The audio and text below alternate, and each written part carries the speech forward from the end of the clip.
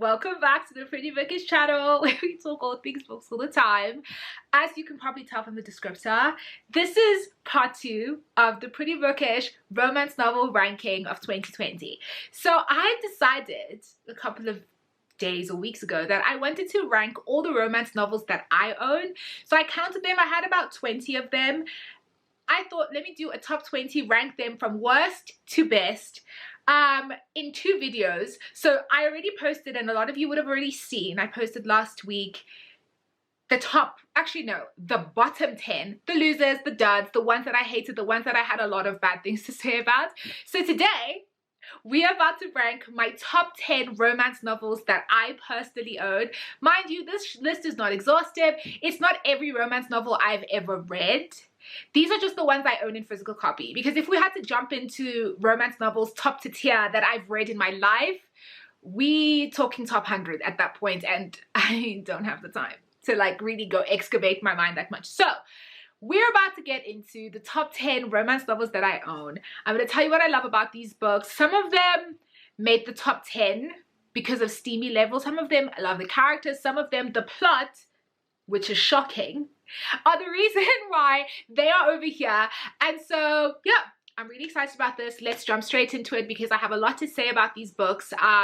Let me know in the comments if you've read any of these, if you like any of these, if you hated them, if you want to know why they're in the top 10, if you think they bottom 10.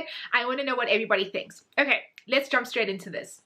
Okay, so number 10, the one that just made the threshold, that just managed not to be a complete dud, that just made the top 10 list, is Love Her or Lose Her by Tessa Bailey. Okay, so this book, I go 2 ways with this book. On the one hand, this book is like probably the steamiest, or one of the steamiest romance novels that I own. It is literally like, I would go so far as to say that this is like borderline erotica. Like, this is just sex. That's also the best part of this book as well, which is kind of like, ugh. But it's just, there's a lot of sex. There's a lot happening. And I read Fix Her Up, which was her first book, and literally I cringed so many times reading Tessa Bailey describing sex and the dirty talk, and it was just a lot. This book, it was slightly better. There was still a lot of moments where I was like, oh no. But all in all, the 2 characters, their names are Dominic and Rosie. They were splendid together. I really, really enjoyed this. Okay, so the plot of this book is basically they're already married when this happens, when this book is set. And Rosie is tired of Dominic. He never talks to her, doesn't want nothing to do with her, doesn't chat, doesn't do nothing. And then like every Tuesday, they have like knockout, bang out sex. And then for the rest of the week, he's like ghosting her, basically. And she's basically this close. She wants to file for divorce. She's telling him, I'm leaving, I'm out, because I didn't sign up to be in a silent marriage with just once a week, like scheduled sex, right? Mind you, the sex that they're having is phenomenal. Like, it's earth-shattering stuff, but it's just like, bruh, come on. So then this whole book is about them excavating the issues that they have, what's going on in their relationship. They go and see this quirky, crazy, slightly weird therapist who's walking them through, trying to, because basically Rosie says, I'm out. And then Dom is just like, give me one more chance. And there's like, go to therapy. They find a therapist. They go to this therapist. And so they're trying to get the relationship back on track. I really like romance novels like this where it's the same reason why I liked Bromance Book Club, where people are already in a relationship and you're kind of seeing what it takes to get back to the good parts of your relationship, because I think that's an explored aspect of romance novels. They typically do start with people who've never met each other, or they're colleagues, or they hate each other, but like, how do you bring the spark back when you've already been married for X amount of years? That's, for me, really interesting. So I really like this book. Both of the characters were really, really good. The peripheral character, the secondary characters were really good. The banter was top shelf stuff. The sex, as I said before several times, was really great. So this book is number 10. I would recommend it if you like that kind of thing, but just be aware that Tessa Bailey is a little bit cringe sometimes. A lot of the time she's a little bit like, ugh. But other than that, top shelf stuff. Okay, so number 9. So number 9 is The Friend Zone by Abby Jimenez. Okay, so this book has gotten so much hate and gets so much hate on Bookstagram. People really don't be liking this book. I don't get it. Like, I love Abby Jimenez. I think she's such a good writer. This book is so good. So Kristen and Josh. So what happens is that their best friends are getting married, so then they end up having to meet him because their best friends are obviously together, and then they end up getting together, or they find attraction to each other. Kristen has a boyfriend who's like in the army somewhere, but like she's not really that into him, and like she wants Josh, and it's this whole thing. But the big draw for me about this book is that it talks about something really quite serious, which is like issues around fertility and what that can mean for people getting into romantic relationships. So Kristen has a condition where I think it's a struggle for her to get pregnant, and so she's on this whole thing where she doesn't want to get into a relationship with Josh. Basically, by the time they work through all the will they won't they nonsense, she doesn't want to commit to him. She says it has to be just sex because he wants kids, and she doesn't want to have to be the one who's the reason why he doesn't have kids. And he also has his own things going on, and then eventually they almost do break up. This one I thought was going to be one of those romance novels where they end up not together. That's how close to the wire Abby Jimenez cut it. But eventually they pulled their heads out of their asses and they got it together, and they end up together. And I just thought the writing was funny. It was great. The banter was funny. The sex was greatly written. I liked the peripheral characters, and I'll get more into that when I get to another book in my list. But this book was so good. It was also so heartbreaking. Like, if you know what happens in the end, especially with Sloane, like my heart was so sore. It was one of those books where like the romance is there, but also like Abby Jimenez really hurts your heart. I was crying at the end of this because I did not see it coming. The ending, I was like, oh my God, no. And so, yeah. So anyway, The Friend Zone. I really, really liked this book. I thought it was really, really well written. And anybody who slanders it really doesn't know what they're talking about. Okay. Number 8 is another one that I read last year, and I actually loved it. Was Pride, Prejudice, and Other Flavors by Sonali Dev. First of all, this book will make you hungry. I need to tell you that first and foremost, because in this book, the guy is a chef. Now, whenever there's someone who cooks in a book and they be talking about the food, and in this book, it's like he's like Indian food, and he's like recreating and modernizing and doing all these great dishes. Like, I was starving the whole time I was reading this. It's so well written. Culturally, it's also like diverse in the sense that like it's not your typical white on white romance. I love everything about this book. I also love that the girl, let me tell you what her name is, the female lead, Dr. Trisha Raje, is like this strong, powerful, takes no crap doctor, and everybody kind of gives her attitude, and her family as well gives her attitude, or makes it a problem, this thing of her being apparently unfeeling and uncaring because she's just so blunt and to the point. Oh, and another twist of this book is that his sister is sick, and she is the only doctor who basically is basically on some Grey's Anatomy, Meredith Grey, I'm the only person who can really successfully do the surgery and save your sister type of thing. And I just love Trisha because I think she gets such a bad rap. People say she's unfeeling and she's like really blunt and she says things that are mean, and I think I get the sense that she's kind of socially awkward. I don't want to say she's on the spectrum because I don't think that that's the case, but she's just one of those people who, you know, some people are just not socially adjusted well, and I think high functioning, intelligent people tend to not be socially adjusted well. And she's one of those, and her family is like a bit judgmental, and he's kind of like, and his family is not as rich as she's. Oh, by the way, her family is rich. So the thing about this book, as you can tell from Pride, Prejudice, and Other Flavors, the other thing that I love about it, it is kind of a recreation of the Pride and the Prejudice. So think about that dynamic, how Mr. Darcy, she is basically Darcy and his rich family, and then his name is, I'm gonna tell you now, DJ, is basically Elizabeth Bennet. That's the flipping dynamic, and I love retellings that kind of give you like a different cultural setting, give you a different, that flip the genders, that add spice to the rice. Do you know what I mean? Not like the lady who did the How to Lose a Guy in 10 Days, where it's basically the same thing. This one is, you can see the threads of Jane Austen, but you also, it stands enough alone as a book that you can really be like, okay, this writer loved Jane Austen, but she wasn't trying to just rewrite the exact same thing. So I really, really liked this book. It was really, really good. I can't wait to get her second book. I can't remember what it's called, but I'm gonna get that one as well. But this one, definitely, highly, highly recommend. Number 7 is the one who 2 of her books did not make the top 10, but I'm gonna throw it to The Wedding Date. I'm gonna give Jasmine Guillory her due because this book is top 10 material. The Wedding Date is very good. So it's about Drew and Alexa. Basically, they meet in an elevator, and then he's just like, oh, I'm going to my ex-girlfriend's wedding. I need you to be my date. And then she's like, sure. And then they realize, oh, I want to bone you. And then they have sex, and it's great. And then they end up falling in love, whatever. He's a white man, and she's a curvy, thick black woman. I'm here for that. She's like a super successful, highly functioning person. He's a doctor. I'm here for all the high achievingness, but I just love them as a couple. Also, as much as this, like, their get-together moment is really just like some typical rom-com nonsense, like, guys, who gets, like, I don't know if it's just me. Am I not in the right elevators? Why am I not getting stuck in elevators with hot white men, like, who like dating black girls? Why is that not happening? Anyway, it was just on the cusp of being too unbelievable like her other book, but this one, you kind of feel like, nah, this could happen. I could totally see this happening. And then they do this long distance thing, and it covers some of the challenges of those kinds of relationships, and also the issue of race is touched on, and everything. I liked this book a lot. I enjoyed it. It was my first Jasmine Guillory, and I think probably that's why I had high hopes for the other two, but they ended up not being as good. But then Party of Two brought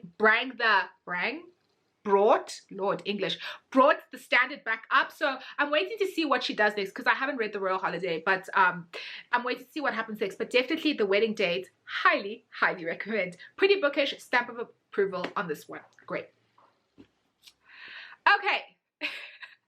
I'm gonna go grab some coffee now because I'm really thirsty, and then I'll come back and give you guys the last 6 in the list. Hang on for like 5 seconds, maybe go grab yourself a coffee too.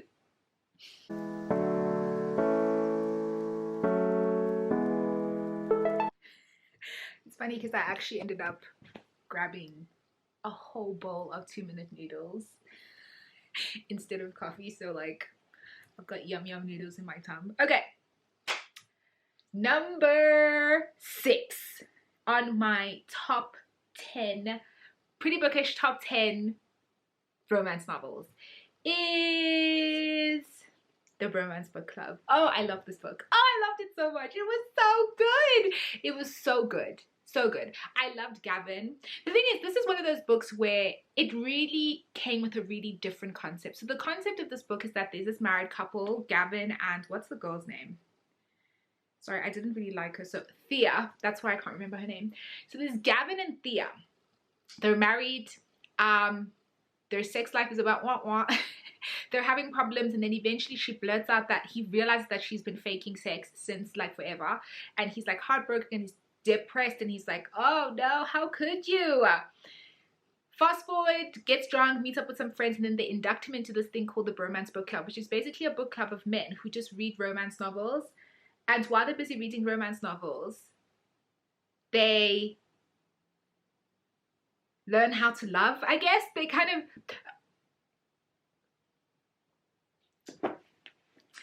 Okay, so we're back.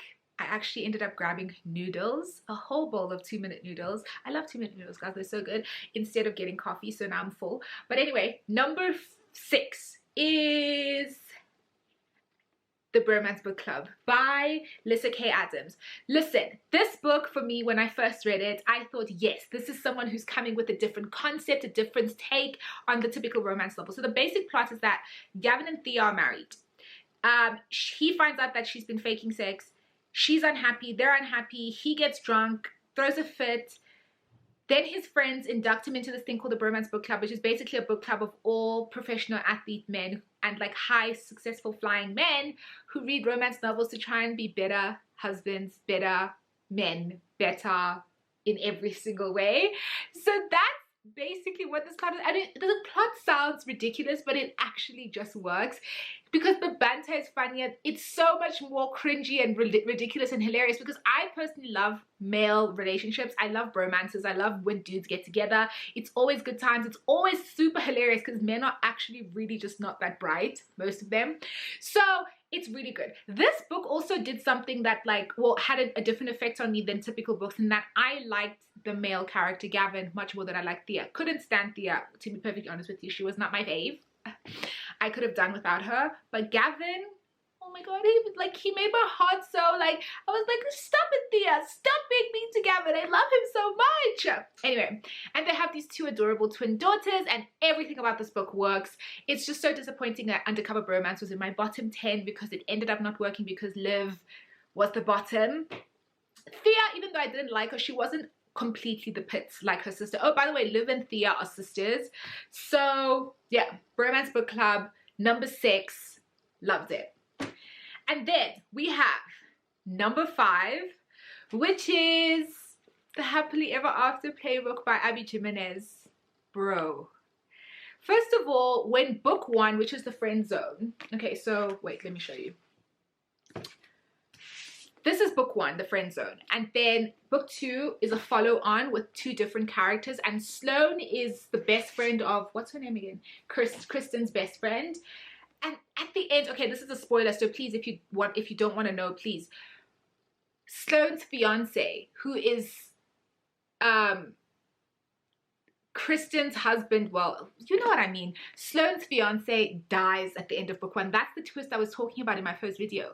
He dies in a motorcycle accident, and I was thinking, oh my god, I cried my heart out. And then I was like, I am so interested to see how they give Sloane a book, because how do you come back from that kind of turmoil? Oh, Abby Jimenez did all the things that I needed her to do. She sprinkled all the things. It was heartbreaking. It was heartwarming. You see Sloane trying to slowly get back to herself. It's working through this incredible loss, this trauma. And then the guy, his name is, Jason. He's a famous musician. And I love a famous musician trope. I love it when one of the people in a romantic duo is famous. Anyway, basically what happens is that she's driving, and then Jason's dog, who he left with a girlfriend who ended up being really, really crappy because she just left the dog with no food, ends up jumping into Sloane's sunroof. I know it sounds ridiculous, but you know what, rom-coms, it's just gonna be. Then she basically is looking after this dog. Now Jason is in Australia for like the first couple of it, and then eventually she gets a hold of him because he was like in the outback. And she's just like, actually, you don't deserve your dog back because you're not a proper person. Like, who leaves their dog with someone who's like unreliable? Long story short, they end up getting together, sexual attraction, they fall in love. They're together by like halfway through this book. So this is the other thing I like about Abby Jimenez's book, is that she takes it one step further. A lot of rom-coms, by the last page is when they just had their big climax, they just got together.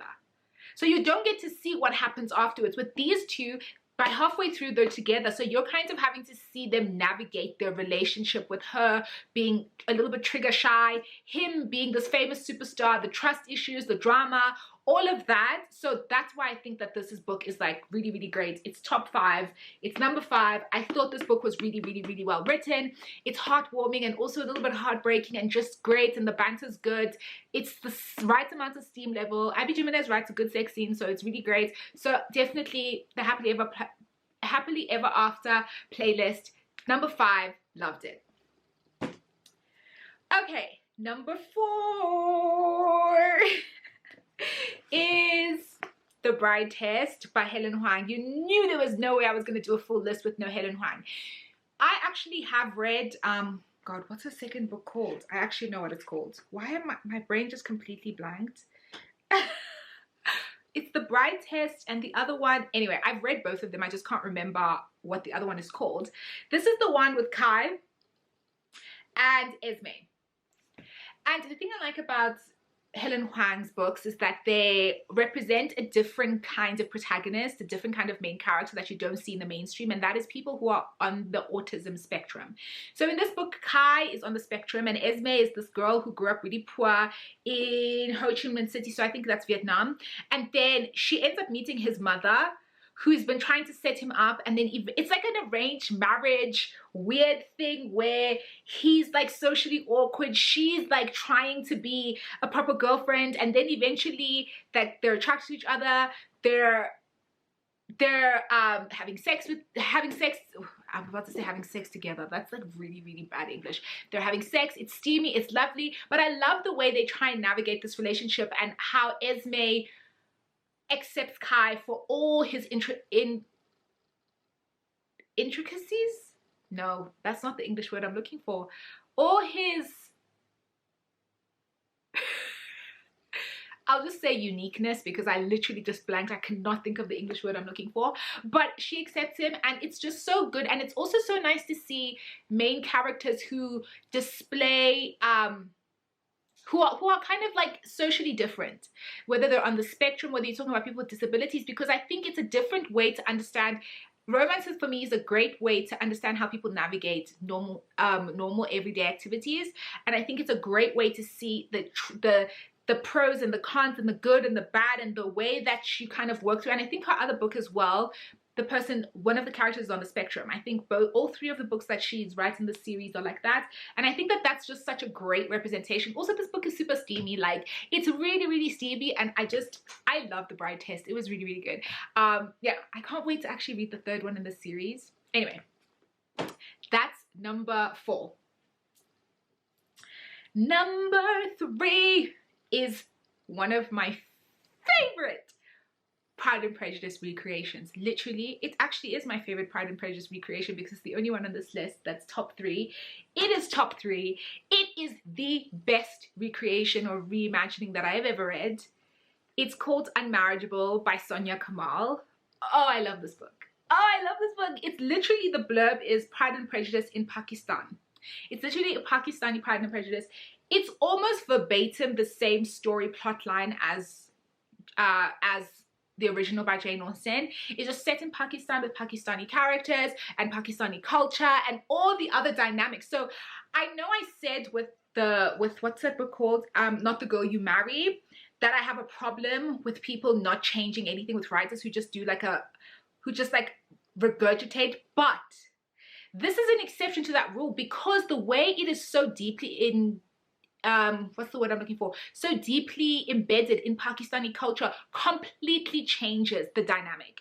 It is the same story, yes. The plot, the same, yes. But it's just different. I don't know how to explain this to you. It's just different, and it's so good. And I love everything about this book. The only thing I will say, and I ranted about this when I finished the book last year, is that, so her name is Alice. And it's the same, quite frankly, the same gripe I have with Pride and Prejudice. You know, at the end, where Darcy and Elizabeth Bennet get together, and in this case, it's Alice and his name is actually Valentine Darcy. When Alice and Valentine get together at the end, Pride and Prejudice style, I still need to have that extra 2 or 3, 5 chapters of Elizabeth Bennet in the original and Alice in this one, fully thrusting herself in high Pakistani society, like, look at me now, bitches. I am Mrs. Darcy. Ask about me. What do you know about me? I could buy every single one of you. What do you know about me? I still needed that moment. Pride and Prejudice annoys me about that as well, because I really needed Elizabeth Bennet to have that moment, for her to walk in on Darcy's arm in a fire dress, just being like, you bitches tried it, and I am now Mrs. Darcy Wood. Do you know what I mean? I really need that moment, but you don't get it. So that's the only thing I don't like. But otherwise, I love it. The sisters, the culture, the food, the dynamics, the hilarious aunties. I just love this book. Unmarriageable, very, very good. I am definitely like a huge, huge, huge fan. Okay, so now we're in the top 2. And this was really hard for me to decide, because these 2 books, you probably know what they are if you follow me on social media. They are written by the same author, and it's been, I've been going back and forth trying to decide who gets 1, who gets 2. I thought to myself first, no, I'll just put them as a tie, but I just feel like that's lazy. So I'm thinking to myself, who's gonna be number 2? Who's gonna be number 1? Of course, you know I'm talking about Talia Hibbert's 2 books, Get a Life, Chloe Brown, and Take a Hint, Danny Brown. And I was thinking to myself, no, if I'm gonna be true to myself, I'm gonna have to give number 2 to Take a Hint, Danny Brown, and number 1 to my forever fave, Get a Life, Chloe Brown. Both of these books are perfect, okay? So it was really hard decision. This one is amazing because I love Danny, I love Zaf. They're so cute, they're so romantic, but they're also so sexy, and it's such a vibe, and it's just like, everything about this is so steamy, and it's so everything, and literally, it's just perfect. I don't need to say anything else. But I think maybe because this was my first Talia Hibbert book, it has a special place in my heart. Like, I am obsessed with Redford. Like, when I tell you guys that, like, I strongly believe that my destiny is to meet a red-headed Redford type guy and live happily ever after with some ginger babies. I'm telling you, like, I am Chloe. Chloe is me. I should be here. Like, this, everything. I just feel this book in my soul. It's steamy, it's funny, Redford is so sweet, it's romantic, it's literally the perfect romance novel. The representation, it's like, and I love that they both are dealing with their own dramas, their own internal issues, and then they come back together and the relationship, and I just, both of these books are just perfect. Talia Hibbert is perfect. I love them both, but this is gonna have to be number 2. And ding, ding, ding, ding, ding, we've got the number 1 romance novel on the Pretty Bookish shelf at the moment is Get a Life, Chloe Brown.